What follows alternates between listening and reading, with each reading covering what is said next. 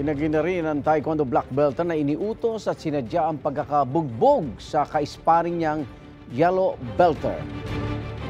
Wala pong gano'n na sinabi si Coach. Ano po, aksidente po talaga yung nangyari. Unexpected po talaga na mangyari yung ganong accident.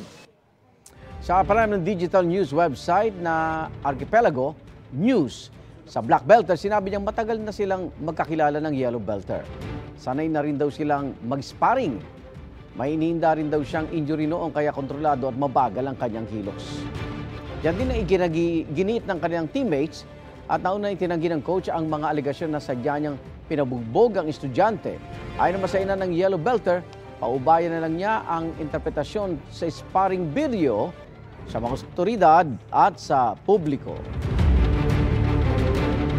Igan, mauna ka sa mga balita. Mag-subscribe sa GMA Integrated News sa YouTube. Sa mga kapuso abroad, subaybayan nyo kami sa GMA Pinoy TV at sa www.gmanews.tv.